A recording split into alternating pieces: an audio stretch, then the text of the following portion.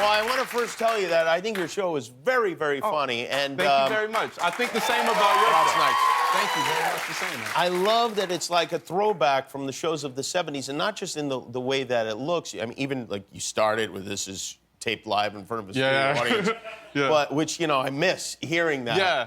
But also, Well, to remind people, because people like saying it has a laugh track, and that hurts my feelings. oh right, yeah. It's like we had to go rely on a computer for laughs. That's so sad. It is a set, and you can always tell when it's real and when it isn't. I guess people can tell. I don't know if I they don't can. know. I don't know. We gotta hide stuff from people. Like, for instance, you know, I had a drink backstage, right? And then we just put it in the mug, right? Because we can't say that this is not water.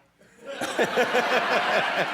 what I mean? Like, but it's not water. Hey, this is not water. All right, I was gonna bring a drink for you. I got a little bourbon here, but Disney thinks that's bad for children. Yeah. No, actually, Disney is now serving bourbon to children. Are they? On Bourbon Street in Disneyland. Isn't it crazy that we mostly just lie to kids? That's what being a parent is just keeping the truth from children for as long as you possibly can. We make up crazy things like Santa Claus and the Easter Bunny, of course. Or that everyone's equal. No, that's not a weird thing. You know, can I tell you a real thing? I give. My mother never treated me like I was equal. I was always good. Her little star. I like when I'm home with I have 4 nieces and a nephew, and at the end of the day, I tell them which one is my favorite, and I give them $100. Children need to know the truth. This is how the world works. Is it always the same one, or is it based on performance? It depends on the day. I was like, look, you really dropped the ball today. Your personality wasn't shining the way it should, and that's why your sister gets $100 and you're left out in the cold. Because I like that. I agree with that. I had a similar thing I did with my nephew, Archie, my cousin Sal's son. Yeah. He was starting to favor his Uncle Peter, and I was always the favorite, and I didn't like that. Yeah. I said, well, why? You know, why? He said, well, he takes me surfing a lot. I go, well, what's it going to take for me to be back on top? And he thought about it for a minute. He goes, an iPad. And, oh, man. I'll be damned if I didn't get him an iPad. That's what you do. Because another truth, you can buy love. Who says you can't buy love? That's especially from kids. Especially from kids. They're so, Yeah. I'm going to put them through college, and they'll love me forever. Ideally, that's the way it goes, but it's not always the way it works out. By the way, next time, tell them Lil Wayne left his sunglasses. Oh, man, that smells like weed back there. Yeah, that's... Oh, my God. And we're worried about the bourbon, but there's... Yeah, they're worried about the bourbon. It's just like you give that to your favorite niece, whoever it is. Nice. Wayne wore these? Yeah, they're his. I've actually stolen them from him. I can't get away with this. Well, no, you give it to the kids. That's not for adults. No, they didn't earn this. They're not on Jimmy Kimmel. I'm on Jimmy Kimmel. I'm taking these home, and they're mine now. Add them to your collection. A very good friend of mine plays your dad on the show, David Alan Grier. He's the greatest. Really is one of the greatest guys. I love him so much. He really is one of the greatest actors. He is a very talented. Well, he went to Yale, as I'm sure he tells you. As he reminds us on a near daily basis. He lives up to it, though. You know what I mean? Like, it's like, oh, yeah, I bet you went to Yale. You're just killing it right now. Yeah, he's multi-talented. Like, he's almost too talented for his own good, he sings. Like. We all sing. Everybody on the cast, we sing a lot. What do you sing? What kind of songs do you Just random things from, you know, like American standards to Lil Wayne. Just all types of things. That's where you pop the glasses on and blow everybody's minds. Where could I do with, like, what? With the glasses? Well, you put them on your face. That's one. It's a good look.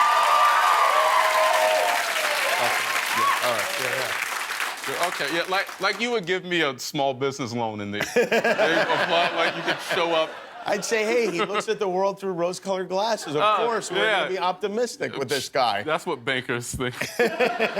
You know Jay-Z, right? Are you friendly? Would you say he's a friend of yours? No, I've met him a few times. He's like, you know, my hero. And I don't even like the idea of having heroes, but he just transcends it. He's great. Really? Why don't you like the idea of having heroes? Because everybody, I don't know, everybody up a little bit. You gotta leave room for it. Not Spider-Man. I forget I can't. But yeah, but he's just, you know, I think he's great. You had Marla Gibbs on your show, and it was a really good episode. Yeah.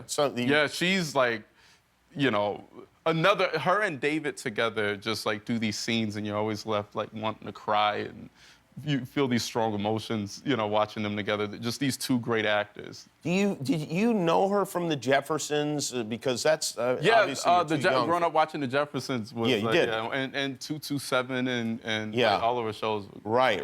And so to have her on show playing your grandma. I had this crazy day where Norman Lear, who, you know, creator of the Jeffersons, came. He was on the set that day, and he didn't know Marla was like guest starring. Oh, really? He was there the same time she was there. It was like this crazy coincidence. What is it like to have him on the set with you?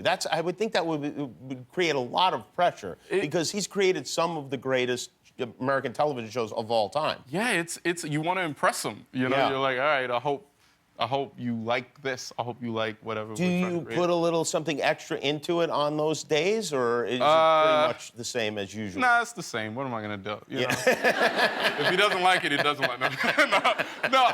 You actually, you know, you want the writing and you want the performance and everything to live up to.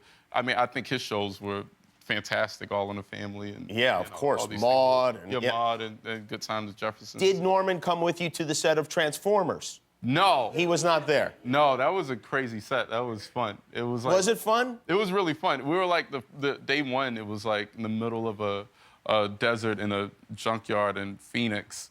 Just like, it was like 118 degrees. Yeah, and you're like, I thought it was supposed to be like nice and like, I thought it was all green screen. I actually have to... Oh, yeah, right. It's just like it should be. We're going to the actual desert? That's insane. Was Michael Bay the director of this? Michael Bay, he better have been. Yeah, well, I mean... He's the best, yeah. And was he crazy on set? Did he do anything nuts to you? Nothing crazy. Like, you run more than you think you're gonna run. Okay. You know, like, it's a lot of just like, hey, you know, hey, Jerrod, can you run from this side of this very long field to the other side and then just chase a helicopter? It's like these crazy stunts and like exercise, and I didn't know that was what we were signing up for. So you wound up getting in shape there too. Yeah. Well, it's very good to have you here, and congratulations on moving on your show, Jerrod Carmichael Show. Jerrod Carmichael, see him in Transformers the last night, June 21st. Do you love clicking buttons and subscribing to things? Then click the button to subscribe to my channel, and you'll finally be happy.